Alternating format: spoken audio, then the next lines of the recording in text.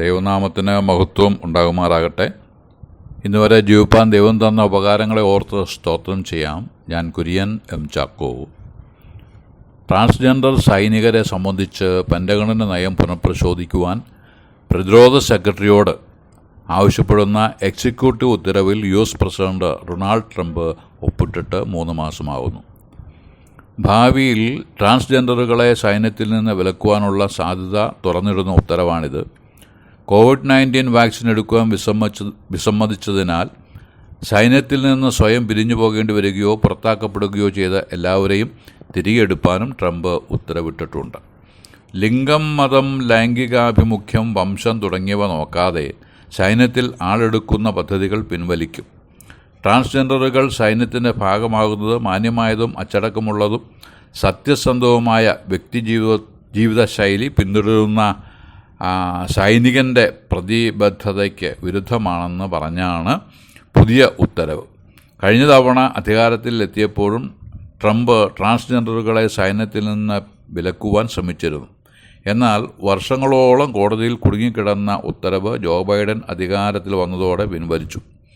ട്രംപിൻ്റെ ഉത്തരവിനെതിരെ അന്ന് പോരാടിയ lambda legal, human rights campaign എന്നീ സംഘടനകൾ ഈ പ്രാവശ്യവും കേസുമായി മുമ്പോട്ട് പോകുമെന്ന് അറിയുന്നു.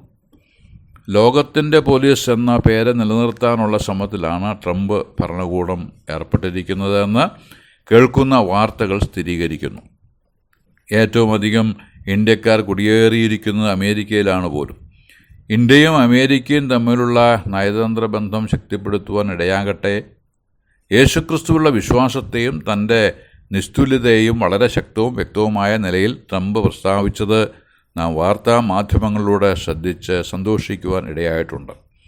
ദൈവവും ബൈബിളുമില്ലാതെ ഈ രാജ്യത്തെ നന്നായി ഭരിക്കുവാൻ സാധിക്കുകയില്ല എന്ന് പറഞ്ഞ് ദൈവസന്നിധിയിൽ മുട്ടുമടക്കിയിരുന്ന അമേരിക്കയുടെ ആദ്യകാല പ്രസിഡന്റ് ജോർജ് വാഷിങ്ടൺ എന്ന മഹത് വ്യക്തിയെ ഇത്തരുണത്തിൽ ഓർത്തുപോകുന്നു.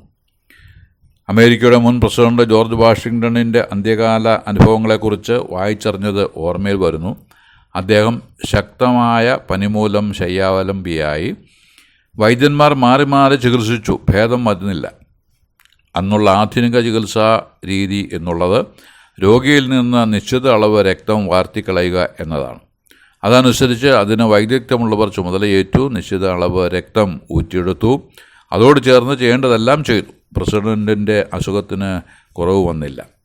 ചികിത്സ ആവർത്തിച്ചു. ക്രമേണ അദ്ദേഹത്തിൻ്റെ ബോധം പോയി. തുടർന്ന് മരിച്ചു. അദ്ദേഹം മരിക്കുമ്പോഴും ബൈബിൾ തൻ്റെ കിടക്കക്കരിയിൽ ഉണ്ടായിരുന്നു എന്ന് പോലും.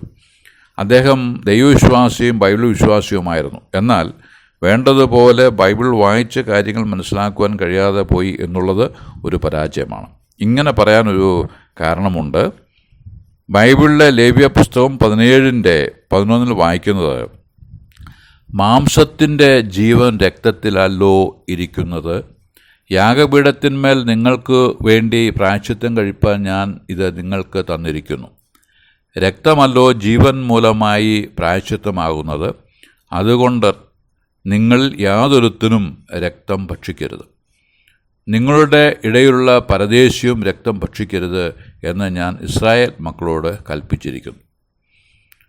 ഒരാളുടെ ജീവൻ അയാളുടെ രക്തത്തിലാണ് ഉള്ളത് എന്ന് ബൈബിളിൽ വ്യക്തമായി എഴുതിയിരിക്കുന്നു. അത് ബൈബിൾ വിശ്വസിക്കുന്ന ഒരാൾ വായിച്ച് വിശ്വസിക്കുന്നില്ലെങ്കിൽ മറ്റുള്ളവരുടെ കാര്യം എന്തു പറയുവാൻ? പ്രസിഡന്റ് അത് വായിച്ച് ഗ്രഹിച്ചിരുന്നുവെങ്കിൽ രക്തം ഊറ്റിക്കളഞ്ഞ് ജീവൻ നഷ്ടപ്പെടുത്തുവാൻ അദ്ദേഹം സമ്മതിക്കുമായിരുന്നില്ല. വേദപുസ്തകവും പ്രതിഷ്ഠിച്ച് അതിന് മുമ്പിൽ കുമ്പിട്ട് എത്രയോ ജീവിതങ്ങൾ നാശത്തിലേക്ക് പോകുന്നു. അവർ ഈ പുസ്തകം ഒന്ന് തുറന്ന് വായിച്ചിരുന്നുവെങ്കിൽ എന്ന് ആശിച്ചു പോകുന്നു. യെശയ്യാവിൻ്റെ പുസ്തകം 56:3 മുതൽ 5 വരെയുള്ള വാക്യങ്ങളിൽ വായിക്കുന്നത്, കർത്താവിനോട് ചേർന്നിട്ടുള്ള അന്യജാതിക്കാരൻ കർത്താവ് എന്നെ ജനത്തിൻ്റെ ഇടയിൽ നിന്ന് അശേഷം വേർപെടുത്തുമെന്ന് പറയരുത്. ഷണ്ഡനും ഞാനൊരു ഉണങ്ങിയ വൃക്ഷം എന്ന് പറയരുത്. എൻ്റെ ശബ്ബത്ത് ആചരിക്കുകയും എൻ്റെ നിയമം പ്രമാണിക്കുകയും ചെയ്യുന്ന ഷണ്ഡന്മാരോട് കർത്താവ് ഇപ്രകാരം പറയുന്നു, ഞാൻ അവർക്ക് എൻ്റെ ആലയത്തിലും എൻ്റെ മതിലകത്തും പുത്രീപുത്രന്മാരെക്കാൾ വിശേഷമായൊരു ജ്ഞാപകവും നാമവും കൊടുക്കും. ഛേദിക്കപ്പെടാത്ത ഒരു ശാശ്വത നിയമം തന്നെ ഞാൻ അവർക്ക് കൊടുക്കും. ഈ ഭാഗം മനസ്സിലാക്കിയത് കൊണ്ടോ എന്തോ അറിഞ്ഞുകൂടാ, കന്ദക്ക എന്ന എത്യോപ്യ രാജ്ഞിയുടെ ഒരു ഷണ്ണനും മഹാനും അവളുടെ സകല ഭണ്ഡാരത്തിനും മേൽവിചാരകനുമായ ഒരു എത്യോപ്യൻ യെരൂശലേമിൽ നമസ്കരിപ്പാൻ വന്നിട്ട് യെശയ്യാപ്രവാചകൻ്റെ പുസ്തകം തന്നെ വാങ്ങി വായിച്ചുകൊണ്ട് യാത്ര ചെയ്തു. ഈ വിവരം പ്രവൃത്തിയുടെ പുസ്തകം 8:26 മുതൽ വായിക്കുന്നു. ഏതായാലും ദൈവത്തിൻ്റെ കൃപ ലഭിച്ച ഒരുവനാണ് ഈ ഷണ്ണൻ എന്നത് തർക്കമറ്റ സംഗതിയാണ്. അതിനാൽ ഫിലിപ്പോസ് പറഞ്ഞ സുവിശേഷം മനസ്സിലാക്കി യേശുവിൽ വിശ്വസിച്ച് പാപമോചനം നേടി രക്ഷയുടെ സന്തോഷം ഉള്ളവനായി തീർന്നു. രാജാക്കന്മാരുടെ കാലഘട്ടത്തിൽ ഭണ്ഡാര വിചാരകന്മാരായും കാവൽക്കാരായും ഷണ്ണന്മാരെ നിയമിച്ചിരുന്നതായി കാണുന്നുണ്ട്. കാരണമായി ചിന്തിക്കാൻ കഴിയുന്നത് ഷണ്ണന്മാർക്ക് കുടുംബജീവിതമോ തലമുറകളോ ഇല്ലാത്തതിനാൽ ഭണ്ഡാരത്തിൽ നിന്ന് കൈട്ടുവാരുവാനോ അഴിമതി നടത്തുവാനോ ആവശ്യം വരില്ല എന്നത് തന്നെ. ഉള്ളതുകൊണ്ട് സുഖമായി ജീവിക്കുക എന്നതിലുപരി ഭാവിക്ക് വേണ്ടി കരുതിയിട്ട് പ്രയോജനമില്ലല്ലോ. ഇങ്ങനെയുള്ള ചിന്തയിൽ ചില സഭാവിഭാഗങ്ങൾ പുരോഹിതന്മാരായവരെ വിവാഹം ചെയ്യുവാൻ അനുവദിക്കാറില്ല. അവർക്ക് കുടുംബമോ കുട്ടികളോ ഒക്കെ ഉണ്ടായാൽ അവരെ പോറ്റുന്നതിനായി സഭയുടെ സ്വത്ത് ചെലവഴിക്കേണ്ടി വരികയില്ലേ? ആ ചിന്തയിൽ വിവാഹം വിലക്കുന്നു. അത് ഒരു ദുരുപദേശം ആണെന്നും വിശ്വാസത്തിൽ നിന്നുള്ള വ്യതിചലനം ആണെന്നും വചനം വ്യക്തമായി പറയുന്നു. പുരോഹിതൻ മാത്രമല്ല, മെത്രാന്മാരും വിവാഹം കഴിച്ചിരിക്കണമെന്നും മക്കളെ അനുസരണത്തിൽ വളർത്തി ആത്മീയ ശുശ്രൂഷയ്ക്ക് യോഗ്യന്മാരായി തീരണമെന്നും തിമോത്തിയോസിന് എഴുതിയ 1 ലേഖനം 3:1-2 വാക്യങ്ങളിൽ പറഞ്ഞിരിക്കുന്നു. യെരമ്യാവിൻ്റെ കഷ്ടകാലത്ത് ഉപകാരം ചെയ്ത ഏബദ്മേലഖ് എന്ന ഷണ്ണനെക്കുറിച്ച് യെരമ്യാവിൻ്റെ പുസ്തകം 38:7 മുതൽ 12 വരെ വാക്യങ്ങൾ വായിക്കുന്നു. ഇസ്രായേലിൻ്റെ അകൃത്യം നിമിത്തം ദൈവം ആ നഗരത്തെയും നഗരവാസികളെയും നെബൂഖദ്നേസറിൻ്റെ കയ്യിൽ ഏൽപ്പിച്ചു കൊടുക്കും എന്ന് യെരമ്യാവിൻ്റെ വാക്കുകൾ കേട്ട് അവിടെയുള്ള പ്രധാനികൾ യെരമ്യാവിനെ പിടിച്ച് വെള്ളമില്ലാത്തതും എന്നാൽ ചെളി നിറഞ്ഞതുമായ കുഴിയിൽ കയറ് കെട്ടി ഇറക്കി. യെരമ്യാവ് ചെളിയിൽ താണു. ഇത് ഏബദ്മേലഖ് എന്ന ഷണ്ണൻ അറിഞ്ഞു. അത് രാജാവിനെ അറിയിച്ചു. ഈ ഷണ്ണനും കൂട്ടരും യെരമ്യാവിനെ കുഴിയിൽ നിന്ന് കയറുപയോഗിച്ച് വലിച്ചു കയറ്റി രക്ഷിച്ചുവെന്ന് 38:13 വായിക്കുന്നു. ഇങ്ങനെ പല സ്ഥലത്തും ഉപകാരികളും സംരക്ഷകരുമായി ഷണ്ണന്മാരെ കാണുന്നു. ദൈവത്തിന് അവരെക്കുറിച്ച് പ്രത്യേകമായ ശ്രദ്ധ ഉണ്ട് എന്നതും യെശയ്യാവിൻ്റെ പുസ്തകം 56 നിന്ന് കണ്ടതുമാണല്ലോ.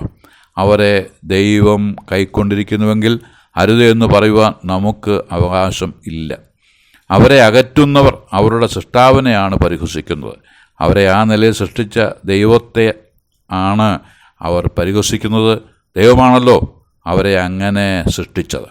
ഇന്ത്യ പോലുള്ള രാജ്യങ്ങൾ അവരെ അംഗീകരിച്ചു തുടങ്ങിയതും വോട്ടവകാശം നൽകിയതും എടുത്തു പറയുവാൻ ആവശ്യമായ കാര്യമാണ്.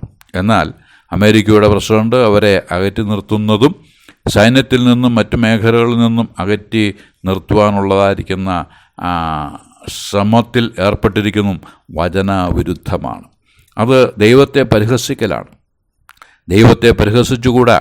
മനുഷ്യ വിതയ്ക്കുന്നത് തന്നെ കൊയ്യും എന്ന് ഗലാത്യ ലേഖനം 6:7 പറഞ്ഞിരിക്കുന്നു. അതിനാൽ ഒളിഞ്ഞിരിക്കുന്ന അപകടം മനസ്സിലാക്കി യോഗ്യമായത് ചെയ്ത് യോഗ്യന്മാരാകാൻ ദൈവമായ കർത്താവ് ഏവരെയും സഹായിക്കട്ടെ എന്ന് ആശംസിച്ച് വാക്കുകൾക്ക് പൂർണ്ണവിരാമം കുറിക്കുന്നു. ദൈവനാമം മഹത്വപ്പെടുമാറാകട്ടെ.